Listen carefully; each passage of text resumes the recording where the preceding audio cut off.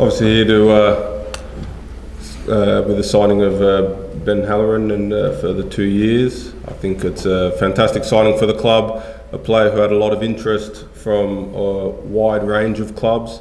So, we're really chuffed that he's chosen to stick with Adelaide United for a further 2 years. And with his best years ahead of him, we believe, he's coming into the prime age as a footballer. So feel free to fire your questions away. Ben, what was the major reason for signing? Yeah, sound check. Ben, what was the major reason for signing with Adelaide United? There wasn't just one major reason. Ever since I've arrived, the club welcomed me with open arms. We have a great bunch of boys. We've had a lot of success in the last couple of years, but I think the most important thing is I felt comfortable and at home here, and I kind of just want to build on that, and that's probably the main reason I extended. Obviously, you must be excited about the future. A lot of young guys up front are performing very, very well at the moment. Yeah, definitely. I think we've got a really good mix of experience, young talent coming through, and camaraderie amongst the boys. That's kind of what we've prided ourselves, especially since I've arrived. That's what I've noticed the most. But I think we've got a really good mix, and a few of the players that are sticking around for the next coming seasons are good quality players. Obviously, your form in the last couple of months has been pretty electric, red hot.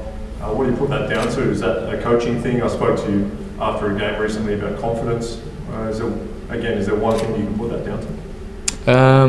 Probably not. Sometimes you do just have purple patches of form.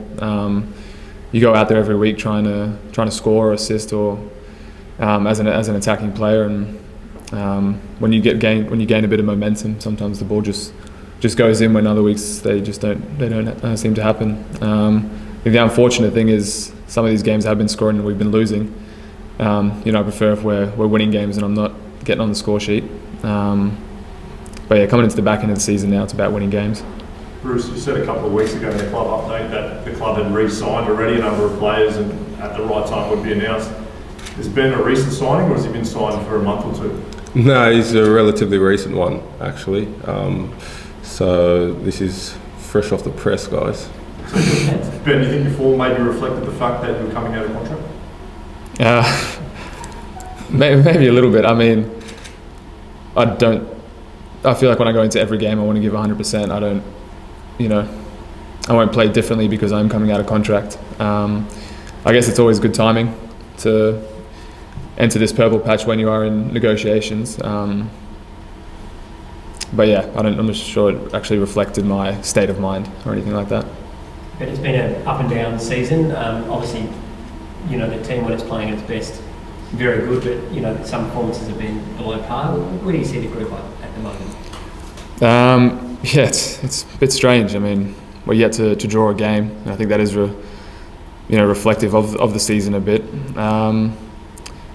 I think we've got about 7 games to go. We still have the quality to finish top 2 or top 3. There's no reason we can't. We just have to kind of choose when perhaps when we're away, when do we need to shut up shop and get a point, or at home when we are 2 or 3 goals up, how to just again shut up shop. I think being a bit tighter at the back, we're always going to create chances. So I think we spoke amongst the boys this week, and we made it clear that we want to be tighter at the back and not concede, because we know we're going to create chances in every game we play.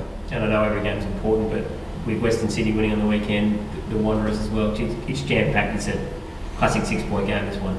Yeah, it's massive. I think when we're playing teams below us, we have to beat them. It's as simple as that. Obviously, you've got the book amount on the front of your shirt. Obviously, that's a cause close to your heart. I think you've got family or friends that live in Kangaroo Island.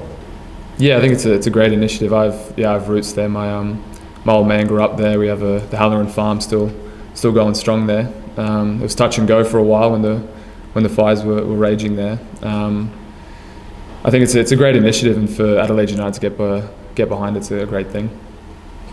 Bruce, where are you now with signings? Like, how much of a squad have you got?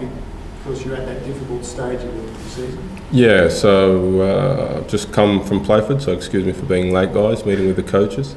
And we've got another meeting on Friday to go through prospective signings and players that we already have locked in. We're satisfied at the moment. You know, I've been speaking to Benny's management for quite some time now to try and lock him in. Every week he was playing, the price was going up and up and up and up because he hit that fantastic purple patch, and you know, deservedly so. I think that we've come to a good agreement with a lot of the key players we want to have for the future. I always believe, even as a former player and in my role at the moment, that you know the capability of the more senior players in your team. Everyone knows what Ben Halloran can bring on his best day, and you also know that he might have a period where he's not playing the best, but you know his level, and generally over the course of a season people will perform at their level. And you know, it's our firm belief that Ben is a high level player.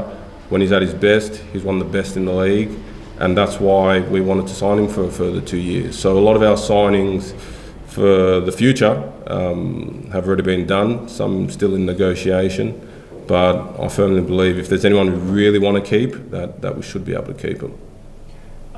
Suggestions, well, you said they've loosened the purse strings for the owners coming into this season. We're going to see the same sort of thing next year in terms of, or as we move to it next season, in terms of that recruiting, to be able to maybe get even more in? Difficult to say. I'm always pushing for that. Trust me. We loosened the purse strings, but so did a number of other clubs, and we're still well behind, if I'm honest. With a bigger budget, could we do more? For sure, make my job a lot easier. But in saying that, I think it's more than just about money. Benny alluded to it earlier when he said the environment, the camaraderie around the boys, within the group, you know, the culture that, you know, they have in their change room, and the culture that we have at the club. I think, especially in the football department, it's a very healthy one. Everyone gets along. I travel with the team very often, and it's similar to how it was when I played, and that's a very healthy culture to be a part of. So aside from the money, and the grass isn't always greener on the other side, I think you know, being a part of Adelaide United is a fantastic place. One, for younger players, which is a philosophy and vision that we've been pushing out this year, and two, for the more senior ones to also play well and take a leadership role in guiding those younger ones through. Is there a difference in philosophy between you and Gershon Babak in that respect? Because he's mentioned several times about, talked in code, I know, but about quality and things that maybe Adelaide can't have that other teams do. Philosophy is exactly the same. We're completely on the same page on how we view the game, playing attacking football that causes us not to draw any games so far, and also in the players that we like, you know, the characteristics of those players. So what Gershon's alluding to is he's just giving you the facts. You got more money, you got better players. Man City's got better players than us, I'll tell you right now, but they also got a lot more money than us. You know, money does buy quality. There's no doubt about that, and obviously with a bigger budget we could have a stronger team. But in saying that, I'm super satisfied with the boys we have now. I think there's more to us. You know, we got like we got a culture, we got an environment, we got an identity that's built on good people and not just, you know, money falling from the sky. I think you can lose your soul, and a club can lose their soul very quickly if they just splash cash and you know, all the rest is put to the side. A good team will beat a team of individuals, as they say. Ben, how exciting is that forward line getting now with, you know, we see Mohamed Toure signing on, we see Hassan Toure coming through, and yourself signing on, and the coach is also saying he wants to keep playing that attacking style no matter what. So how much of an impact has that had on you? Yeah, it's been great. Last season I was playing an attacking role, but I was playing out of position a lot due to injuries and whatnot. It's been nice to be back out on the wing and to have consistent game time. But yeah, linking up with all the guys up front have been great. I think you know, we've scored, I don't know how many goals this season, but we're definitely up with some of the best teams in the league. And as I said, we have a good mix. We have good young quality players like Riley McGree, who's already proven at this level. We've got Nicola, who's been around for a few years, and even someone like Christian Opseth, he hasn't scored a bag of goals, but he's so integral to our structure when we build up. And yeah, to have players like Toure come on the scene, or both of them, 19 and 15, it's very exciting for the club, and we love to see that as well. How do you stop? How do you try and keep a clean sheet at the moment? It seems like it's the toughest thing for the team to do. How do you go about that? It's probably a combination of how we set up and just also being focused for 90 minutes. We know how to defend. Often it's just lapses of concentration that cost us goals. Most of them are preventable. And as I said, we kind of spoke amongst the team earlier in the week, and we're going to pride ourselves on not just scoring a lot of goals, but just trying to shut up shop and not concede. Because as I said, we will create chances. We just have to make it a priority not to concede.